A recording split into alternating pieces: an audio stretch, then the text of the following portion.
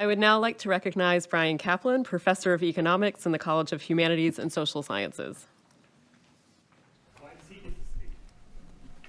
Mr. Caplan. Thank you very much. Glad to be here. I see we have a lot of people here who are concerned about the issue. So I've been a professor here for 28 years, and I plan on becoming the longest serving professor in the history of George Mason, because I started when I was only 26 years old. So I am concerned about the long-run state of the university. It's been a very long time since I got so much as an email from the DEI office at GMU. And in fact, the last email I even got about DEI at GMU was a message from President Gregory Washington announcing that our DEI office is now the Office of Access, Compliance, and Community. So given the current political climate, why would any reasonable person consider the full abolition of this renamed DEI office, including the firing of all DEI staff, to be an important and valuable goal? My answer: the current political climate will not last. Political climates never do.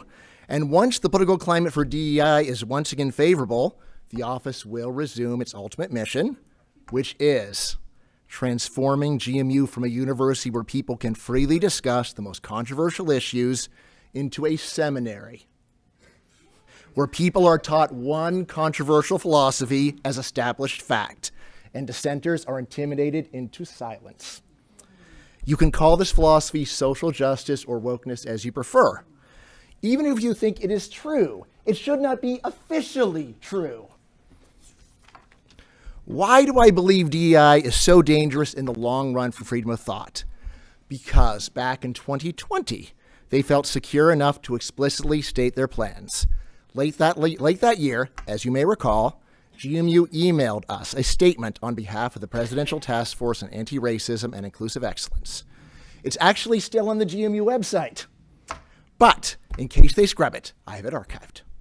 I encourage everyone here to read the statement of the task force in its entirety, but key passages include: vision. George Mason University will become a national exemplar of anti-racism and inclusive excellence. All right. What if someone at GMU denies that racism is still a notable problem in modern America? What if they maintain that group disparities are caused by differences in ability or preferences? Can there be a place for such dissent in a national exemplar of anti-racism?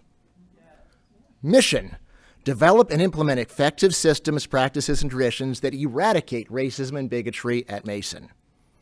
Okay, if someone denies that racism and bigotry is a serious problem at GMU, doesn't that get in the way of their eradication? Indeed, what if someone argues that DEI is the center of on-campus racism and bigotry? And to make a statistical point, the only practical way to eradicate anything is to tolerate lots of false positives. To eradicate cancer, you have to cut out a lot of healthy tissue, because seemingly healthy tissue may still be cancerous. Similarly, to eradicate racism and bigotry, you have to get rid of anyone who conceivably, possibly, might be even slightly tainted by racism and bigotry. The most ominous passage in my mind: anti-racism and inclusive excellence will be foundational in every program, process, policy, and procedure at Mason. I teach labor economics. One of the topics we cover is discrimination. If anti-racism and inclusive excellence are really foundational in this way, how can I be allowed to favorably present the evidence that discrimination is not an important cause of labor market disparities? To be fair, the document contains some apparent caveats like: Mason will be deliberate in establishing an inclusive environment in which all members of the campus community are welcomed and supported, experience a sense of belonging, and differing perspectives are valued and encouraged. But there's no sign that my differing perspective, that this whole project is a McCarthyite witch hunt, is included. Yes. Is it really such a big deal that some departments started requiring diversity statements? To get some perspective on this question, I looked at McCarthy-era loyalty oaths. To remain a professor at UC Berkeley in 1950, for example, you had to swear the following: I am not a member of the Communist Party or any other organization which advocates the overthrow of the government by force or violence, and I have no commitments in conflict with my responsibilities with respect to impartial scholarship and free pursuit of truth. I understand that the foregoing statement is a condition of my employment and consideration of payment of my salary. Right now, notice, A devout Leninist revolutionary could honestly swear this oath, as long as he doesn't belong to an organization that advocates the government's violent overthrow. Furthermore, he could belong to an alternative communist party dedicated to establishing communism by democratic means. In sharp contrast, diversity statements really do demand that you outright, wholehearted agree with DEI. The original McCarthyism faded away long ago, but consider, what would have happened if McCarthyites had managed to create offices of patriotism, prosperity, and the people? Throughout higher ed, staffed by scores or even hundreds of patriotism officers. I submit we would still probably have McCarthyism today. Enthusiastic activists can unleash a temporary witch hunt, but to make a witch hunt permanent, you need an army of full-time paid employees. And that's why GMU should decisively end DEI by getting rid of all its DEI employees.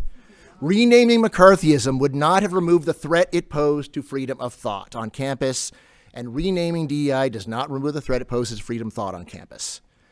GMU's DEI has never done anything to me personally. I'm not angry at anyone. But this has to be done to protect GMU from all the witch hunts that we're going to see in the future if we don't do the right thing right now. Thank you.